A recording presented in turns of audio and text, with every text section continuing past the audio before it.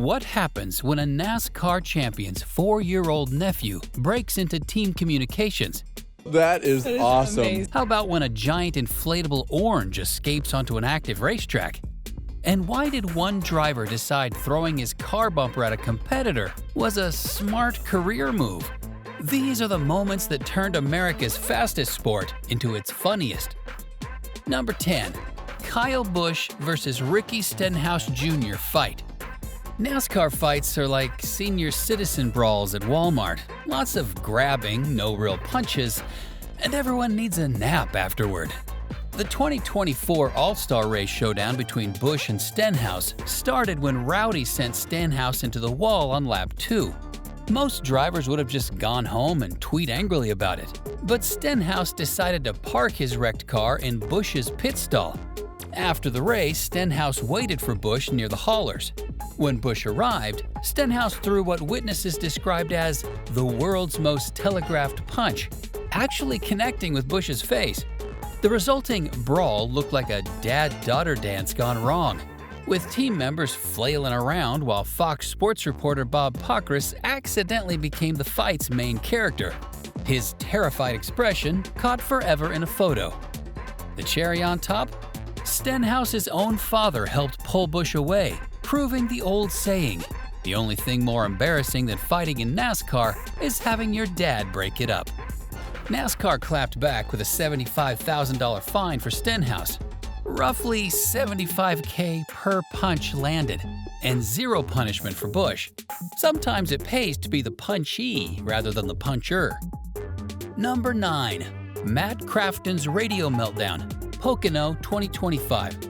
Sometimes in NASCAR, it's not the driving that creates the most entertaining moments. It's the radio communication that gives us an unfiltered look inside a driver's boiling point. Just ask Matt Crafton, whose radio meltdown at Pocono this year instantly became racing legend. Crafton was having one of his rare solid days in what's been a tough season. Running comfortably inside the top 10, the veteran was looking at just his second top 10 finish of 2025. Then disaster struck. A late race tire issue sent his day spiraling faster than his Menards Ford truck, and that's when he erupted with fire. What followed was a profanity-filled rant. The meltdown started when driver Bailey Curry made an aggressive move, driving down to the inside of Crafton's truck in turn 7 and spinning him around. To add insult to injury, NASCAR officials didn't even throw a caution flag, causing the veteran to lose even more positions. "Make sure you tell, bleep you stupid mother bleep," Crafton screamed over the radio. For the final laps, his radio became an uncensored masterclass in profanity. He even threatened to put Curry in the safer barriers, which, let's be honest, isn't the safest career strategy, but makes for incredible entertainment. The best part? After spending the entire race trying to catch Curry's truck to exact revenge, Crafton had to settle for the classic pit road confrontation where Curry simply offered, "Sorry, I didn't mean to do it." Number 8. Tropicana Orange. Sometimes NASCAR's funniest moments have nothing to do with drivers. Just ask the giant inflatable orange that became the unexpected star of qualifying at Chicagoland Speedway. During the 2004 Tropicana Twister 300 qualifying, driver Todd Szegedy was focused on his lap when what can only be described as a citrus-colored UFO came bouncing across the track. Szegedy, who probably thought he was hallucinating, later quipped, "I used to like orange juice, but now it almost killed me." NASCAR officials quickly red-flagged qualifying, bringing out a truck with a powerful blower to remove the spherical menace. But the orange wasn't going down without a fight. Instead of blowing away nicely, it exploded into pieces and wrapped itself around the Turn 1 catch fence. The whole fiasco delayed qualifying for 90 minutes. The Tropicana Orange has since achieved legendary status in NASCAR, proving that sometimes the most memorable racing moments don't involve engines, drivers, or even cars, just runaway produce with a need for speed. Number 7. Fan who climbed the fence. NASCAR has some of the most passionate fans in sports, but occasionally that passion crosses the line. During the 2025 Coca-Cola 600, while Kyle Busch was boring everyone to tears by dominating the race, one incredibly stupid fan decided to spice things up. This Spider-Man scaled the fence, sitting atop the barrier where cars were flying past at 190 miles per hour below him. One hand clutched the fence, while the other held his phone for what must have been the world's shakiest selfie video. Drama started when security finally noticed this. Rather than sweet-talking him down, one security guard climbed up after him. What followed was the most awkward tug-of-war in motorsports history. The guard grabbed the fan's leg while our fence-scaling genius fought back. When the fan finally surrendered, the security officer yanked him down by the back of his khakis, treating the entire Charlotte crowd to the world's most unexpected plumber's crack. Number 6. Dale Earnhardt cleaning his windshield mid-race. If modern NASCAR drivers sneeze, they radio for a pit stop. Dale Earnhardt? He could perform surgery at 70 miles per hour without blinking. During the 1986 Miller High Life 400 at Richmond, a crash sent dirt flying all over the Intimidator's windshield. Most drivers would pit to clean it. But when team owner Richard Childress refused his request to sacrifice track position, Earnhardt had to take matters into his own hand. "I'm going to be off the radio for a few minutes," he casually announced. What happened next belongs in a NASCAR Hall of Fame. The 7-time champion started driving with his knees while taking down his window net, reaching his arm outside the car, and manually cleaning his windshield. The windshield looked better than most cars after a professional pit stop, and yes, it was worth it. Earnhardt led the most laps that day and finished third after crashing with 4 laps to go. Number 5. Stolen Pace Car, 1986 Winston 500. NASCAR security in 1986 was about as effective as an umbrella in a hurricane. Just ask Darren Crowder, the legend who casually stole the pace car at the 1986 Winston 500 because… why not? This bizarre adventure began when 20-year-old Crowder went shopping for a motorcycle in Lincoln, Alabama. During the test drive, he accidentally got caught in race traffic heading to Talladega Superspeedway and somehow followed cars straight into the infield, shirtless and without a ticket. As Grand Marshal Dillard Munford prepared to tell drivers to start their engines, Crowder spotted the Pontiac Trans Am pace car sitting unattended with the keys inside. This automotive Robin Hood hopped 2 fences, sprinted to the car, and even managed to complete an entire lap at 100 miles per hour down the back stretch before anyone was even notified. Imagine that radio call. Boss, the pace car is, pacing itself." Bobby Allison eventually won the race at age 48, but nobody remembers that. They remember the day a random shirtless dude decided Talladega needed an unscheduled pace car demo, and security was too busy eating hot dogs to notice. Number 4. Michael Waltrip punching through a window net. If you ever wondered what happens when NASCAR's Mr. Nice Guy gets pushed too far, Lake Speed gave us the answer in 1995.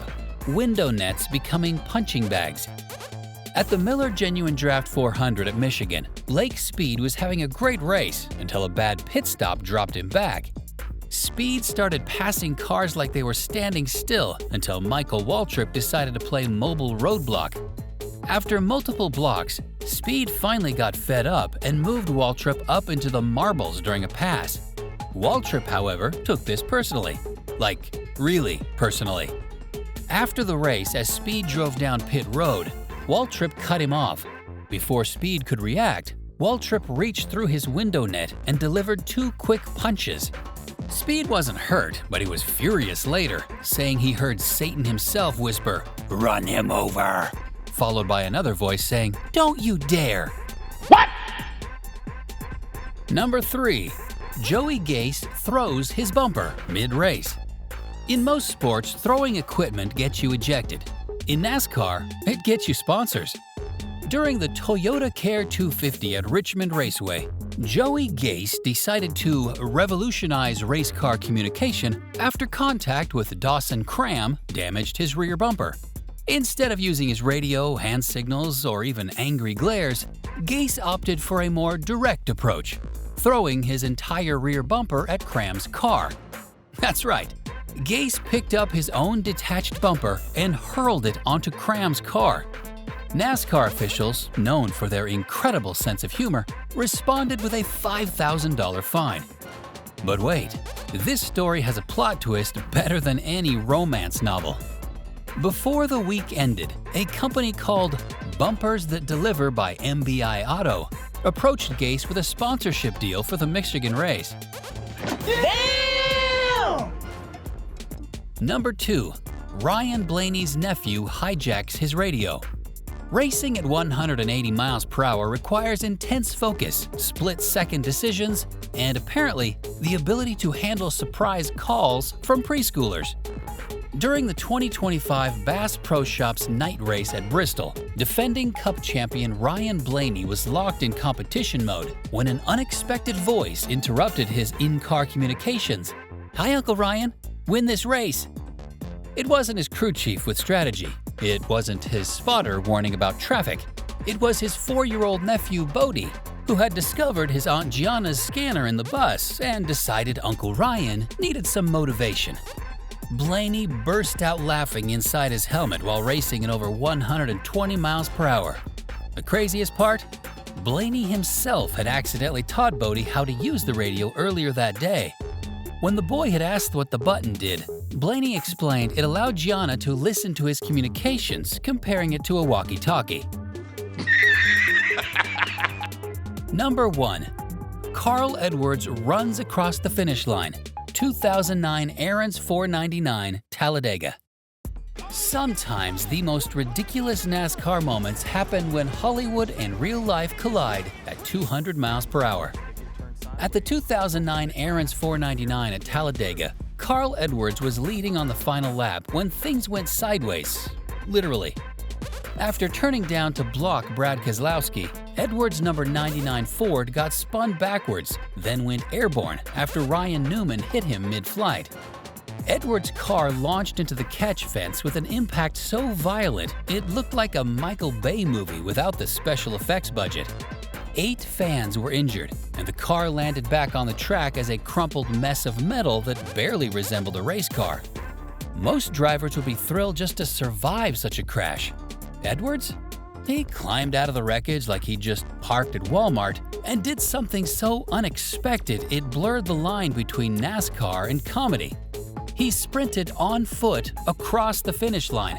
Fox commentator Mike Joy nailed it, shouting, "Shades of Ricky Bobby," referencing Will Ferrell's Talladega Nights character who famously did the exact same thing.